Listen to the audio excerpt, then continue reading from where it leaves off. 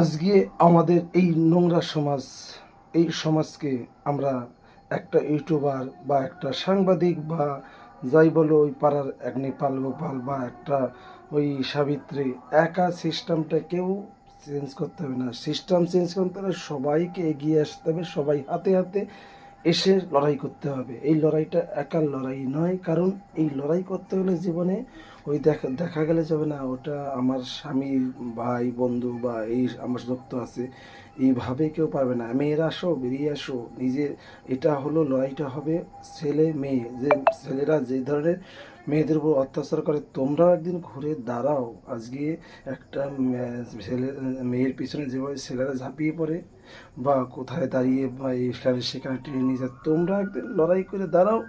তোমরা সেই সিস্টেম ছেলেদের মতো একটা ছেলের উপর 10 জন ঝাঁপিয়ে পড়ো, ছেলেরা যা যা করে তোমরা যদি সেভাবেই আজকে প্রতিবাদ করো, দেখবে ছেলেরা তোমাদের দিক তাকাতে ভয় পাবে।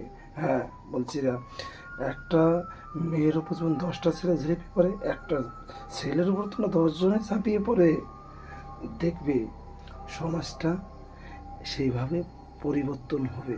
কেন? তোমাদের দেখেও ছেলেরা ভয় পাবে।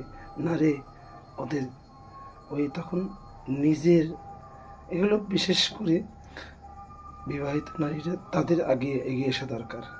নইলে হয়তো ইয়াং যা অবিবাহিত তারা এটা সম্ভব না, এবং সবাই মিলে একই সঙ্গে লড়তে হবে, তবেই এই সমাজকে পবিত্র করা সম্ভব।